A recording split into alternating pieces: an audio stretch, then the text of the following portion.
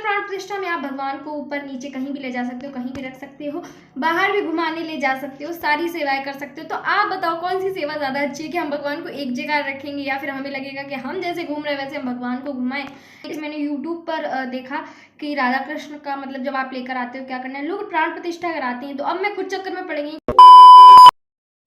हमें औरन की परवाह नहीं, अपनी ठकुरानी श्री राधिका। हे गाइस, राधे राधे, कैसे हो आप लोग? आई विश आप लोग बहुत ज़्यादा अच्छे होंगे। और वीडियो में मैं कुछ डाउट्स क्लियर करूंगी आज, जो कि पूरे दिन मेरे मन में जो हलचल बनी रही, तो मुझे लगा कि चलो आपके साथ भी शेयर करते हैं कि काफ़ी सारे लोगों को हेल्प मिल सकती है, आगे के भी पीछे के भी, जो भी आगे भी कोई वीडियो देखेगा उसको भी कुछ हेल्प मिल सकती है, क्योंकि बहुत बड़ा मुद्दा है, बहुत बड़ी बात है ये। तो वो है कि जैसे हम घर में कोई भी मूर्ति लाते हैं, जैसे कि माता रानी की हो गई, ठीक है, या फिर राधा कृष्ण की हो गई, या कोई भी भगवान की मूर्ति अगर हम लेकर आते हैं तो उनकी प्राण प्रतिष्ठा के बारे में जानते हैं कि काफ़ी सारे लोग क्या करते हैं कि घर में जो भी भगवान की मूर्ति लाते हैं उनकी प्राण प्रतिष्ठा कराते हैं। अब क्या ये सही है? क्या प्राण प्रतिष्ठा हमें घर में करानी चाहिए हमारी मूर्तियों की? बहुत सारे लोगों के मन में ये सवाल होता है कि क्या ऐसा करना चाहिए, प्राण प्रतिष्ठा कराई जाए या क्या किया जाए, और प्राण प्रतिष्ठा कराई जाए तो कैसी कराई जाए, क्या नियम होते, क्या चीज़, हर एक चीज़ का सोल्यूशन आज मैं आपको देने वाली हूँ, जो कि बहुत ज़्यादा सच में ज़रूरी है। तो हुआ ये कि ताई जी जब राधा कृष्ण आई, उन्होंने मुझसे पूछा कि क्या किया जाए, तो मैंने उनको बता दिया कि ऐसा ऐसा कर लेंगे। फिर यार मुझे ये लगा कि पता नहीं मैंने सही बताया कि नहीं, क्योंकि देखो मेरे घर पे राधा कृष्ण है नहीं, मैंने एक अपनी अनुमान से बता दिया कि हाँ ऐसा ऐसा कर लेंगे, अच्छा रहेगा। बाकी मुझे भी नहीं पता था कि क्या करना है क्या नहीं, बट मैंने एक अपने दिल से मैंने सही बताया। फिर मुझे ये लगा कि यार ऐसा ना हो कहीं मैं कुछ गड़बड़ कर, मैं ये सोचूं कि नहीं मैं तो सही बता सकती, तो यार नहीं बता सकती, क्योंकि ना तो मेरी इतनी एज है, ना मेरे घर पे हैं, इतनी समझ नहीं है। बट हाँ, एक हम कहते नहीं, हर चीज़ करते करते हमें एक चीज़ का थोड़ा सा भी ज्ञान हो जाता है, अंदाज़ा हो जाता है, वो मैंने किया। कोई ये खेल तो है नहीं कि हाँ अभी हमने ऐसे शौक शौक में कर लिया फिर नहीं, तो इसीलिए मुझे लगा कि ठीक है, सोच समझ लेना चाहिए। पूरे दिन आज मैं इसी टेंशन में रही और मैंने अपने डाउट को एकदम क्लियर कर लिया जब बिल्कुल कि हाँ क्या सही है। फिर मैंने डिसीजन लिया कि हाँ ठीक है, जो मैंने किया वो सच में सही था, तो मुझे भी तसल्ली हुई कि ठीक है यार मैंने कुछ गलत नहीं सोचा, सही बताया, जो भी बताया तो मुझे भी अच्छा लगा। क्योंकि अच्छा एक चीज़ मैं आपको बता देती हूँ सबसे पहले प्राण प्रतिष्ठा के बारे में। देखिए, प्राण प्रतिष्ठा जो होती है वो दो तरीके से कराई जाती है। पहली जो होती है उसको बोलते हैं चल प्राण प्रतिष्ठा, एक होती है अचल प्राण प्रतिष्ठा। दो तरीके की प्राण प्रतिष्ठा होती हैं। अब ऐसा कहा जाता है कि अचल प्राण प्रतिष्ठा जो होती है वो मंदिरों में कराई जाती है, घर पे नहीं कराना चाहिए।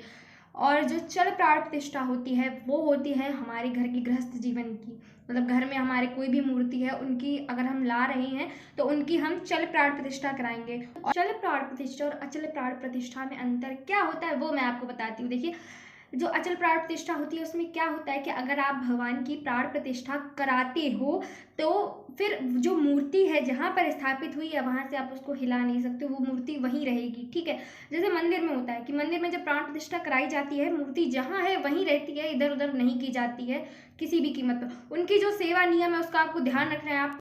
तो देखिए, हमने प्राण प्रतिष्ठा करवा दी, ठीक है, मंदिर में। अब हमने पंडित जी को सौंप दिया है कि पंडित जी का काम है इनको नहलाना धुलाना, तैयार करना, श्रृंगार इत्यादि, और भोग लगाना, सारा का सारा काम पंडित जी का है, वो करेंगे, ठीक है। बाकी उन्हें अगर कहीं जाना है तो वो उनके ऊपर है कि वो कैसे अपनी व्यवस्था करके जाएंगे, कि भगवान को कैसे भोग लगवाएंगे, किसी को बोलेंगे भोग लगाने को या फिर वो भगवान से कहकर जाएंगे, अब जो है वो उनके ऊपर, ठीक है। अगर आप घर में प्राण प्रतिष्ठा करा रहे हो, कौन सी? अचल प्राण प्रतिष्ठा, भगवान की मूर्ति को हिला नहीं सकते हो, मूर्ति जहाँ वहीं रहेगी।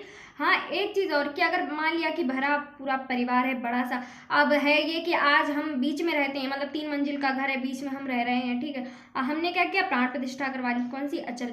अब हो गया बंटवारा, अब हम सोच रहे हैं हमने हमारे भगवान की मूर्ति अब हम ऊपर रहेंगे तो वहीं रखवाएंगे, तो ऐसा हो नहीं सकता है, क्योंकि वो प्राण प्रतिष्ठा हो चुकी है अचल, आप उसको हिला नहीं सकते। फिर या तो आप दोबारा से जो उसके नियम है, बाकायदा जो नियम से होता है वो आपको नियम सारे करने पड़ेंगे जो भी शास्त्रों में लिखे हुए। ऐसा बता रहे थे कि जो भी एक कोई अगर विद्वान पंडित होगा ना, वो बिल्कुल भी नहीं आपसे कहेगा कि आप घर में प्राण प्रतिष्ठा कराओ, मतलब बिल्कुल भी नहीं। वो यही चाहेंगे कि आप चल प्राण प्रतिष्ठा कराइए। चल प्राण प्रतिष्ठा कौन सी है? तो वो ये होगी कि देखो आपने भगवान की प्राण प्रतिष्ठा कर ली, उसके बाद अब क्या है, हम घर में भोग पूजा सब कुछ करते हैं। गृहस्थ जीवन का सबको पता है, आज यहाँ जाना कल वहाँ जाना, कहीं कुछ करना कहीं कुछ करना। उसमें क्या है, पूरा घर मिलकर सेवा कर सकता है। पहली चीज़, अब 2-4 दिन के लिए बाहर जा रहे हैं, भगवान को भी हमें साथ लेकर जाना है अगर, तो हम उन्हें भी ले जा सकते हैं। या अब आपको पता है जो सेवा हम करते हैं कि सर्दी में हमें लेकर जाना है, सर्दी है तो हम सोचते धूप निकल आए तो चलो उनको धूप दिला दे। चल प्राण प्रतिष्ठा में आप भगवान को ऊपर नीचे कहीं भी ले जा सकते हो, कहीं भी रख सकते हो, बाहर भी घुमाने ले जा सकते हो, सारी सेवाएं कर सकते हो। तो आप बताओ कौन सी सेवा ज़्यादा अच्छी है, कि हम भगवान को एक जगह रखेंगे या फिर हमें लगेगा कि हम जैसे घूम रहे हैं वैसे हम भगवान को घुमाएं, स्पेशली राधा कृष्ण के लिए। अब मुझे ये आइडिया कैसे आया यार, हुआ ये कि मैंने यूट्यूब पर देखा कि राधा कृष्ण का मतलब जब आप लेकर आते हो क्या करना है, लोग प्राण प्रतिष्ठा कराते हैं। तो अब मैं खुद चक्कर में पड़ गई कि अब क्या किया जाए, क्योंकि मैंने सुना था कि प्राण प्रतिष्ठा आप कराओगे तो मूर्ति एक जगह रहेगी। तो मैं खुद चक्कर में पड़ गई कि अब क्या किया जाएगा, क्योंकि मतलब उनको पंचामृत से स्नान करवा दिया जाए गंगा जल से, या फिर उनकी वैसे ही प्राण प्रतिष्ठा जैसे मैंने यूट्यूब पर देखा। तो मुझे खुद लगा कि इसको क्लियर करना चाहिए इस डाउट को, तो फिर मैंने पता किया। तो चल प्राण प्रतिष्ठा में क्या होता है कि आप सिर्फ गंगा जल से भी स्नान करके भगवान की पूजा शुरू कर सकती हो। कोई भी भगवान है, आप उनकी गंगा जल से उन्हें नहला लो, उसके बाद आप उनकी पूजा कर सकते हो। कितना अच्छा है ये। और राधा कृष्ण है या लड्डू गोपाल है जैसे हमारे घर में आते, तो हम चाहे गंगा जल से भी नहला सकते हैं, चाहे तो पंचामृत से भी स्नान करा सकते हैं, क्योंकि वो उनको बहुत ज़्यादा पसंद है पंचामृत, हमें भी प्रसाद मिल जाता है, ये लालच भी बहुत बड़ा है। तो इसीलिए आप पंचामृत से भी उन्हें स्नान करा सकते हो। मुझे यही समझाना था कि हाँ, आपके ऊपर डिपेंड करता है। आप अगर कोई भी मूर्ति लाते हो, आप चाहो उनकी अचल प्राण प्रतिष्ठा भी करा सकते हो, चल प्राण प्रतिष्ठा भी करा सकते हो, ये आपके ऊपर डिपेंड करता है। आपको जो भी सही लगे आप वो कर सकते हो। और बाल स्वरूप में अगर बात करूँ मैं, लड्डू गोपाल है या राधा रानी, तो आपको बिल्कुल भी ज़रूरत नहीं ये सब करने की। आप आराम से उनको स्नान कराओ, गंगा जल से स्नान कराओ, अपना रख लो, उनमें तो प्राण डालने की जरूरत ही नहीं। आप उनकी तरफ देख लेते हो ना, उतने में ऐसा लगता है कि उन्हें नहीं, हमें प्राण आ गए, हमें लगता है कि हम हैं इस दुनिया में। और ये भी मैंने सुना था कि अगर आप राधा कृष्ण लेकर आते हो, तो अगर आप युगल जोड़ी लेकर आते हो, तो आपके इस चीज़ का ख्याल रखना चाहिए कि जो राधा रानी है उनको बकायदा जो भी पूरा एक वेश स्त्री का जो श्रृंगार होता है, किसका, सुहागन स्त्री का, वो आपको करना चाहिए। उनका सूत्र भी पहनाना चाहिए। और मांग है, अगर आप कोई गुरु मानते हो क्या, उनसे पूछ कर भी भर सकते हो, आप खुद से भी चाहो, क्योंकि देखो युगल जोड़ी है दोनों, एज अ हस्बैंड वाइफ आपके घर में है, तो आपको उनको एक ग्रस्त जीवन देना है। आपको जो होता है हस्बैंड वाइफ का, उसी तरीके से आप उनको सजाना है, आपको उनको पूरा श्रृंगार करना है। ऐसा नहीं कि आप ऐसे बैठा लेने, आपको उनको पूरा श्रृंगार करना है। जैसा भी होता है एक वधू का वही श्रृंगार आपको उनको देना है बकायदा, अच्छे से पूरा ऊपर से नीचे तक उन्हें हमेशा सजा के रखना है। इस चीज़ का भी आपको ख्याल रखना है।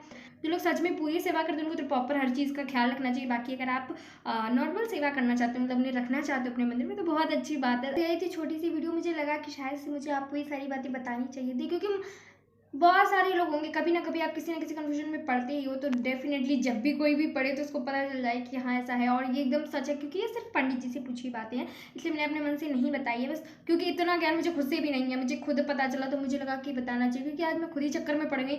तो मुझे लगा कि ठीक है, आगे से अगर कोई भी पढ़े तो उसको पता हो जाए कि आप ऐसा ऐसा कर सकते हो, कोई भी डाउट ना रह जाए मन में। तो आई विश गाइस ये वीडियो आपके लिए बहुत ज़्यादा इन्फॉर्मेटिव और हेल्पफुल हो। अगर आपको समझ में आया है बात और आपको बात अच्छी लगी, मतलब आपको लगा कि नहीं सच में बहुत ज़्यादा हेल्पफुल है, बहुत ही ज़्यादा इंपॉर्टेंट बात है, तो प्लीज़ गाइस वीडियो को लाइक ज़रूर कर देना और मुझे ज़रूर बताना कि आपको ये वीडियो कैसी लगी। तब तक के लिए राधे राधे।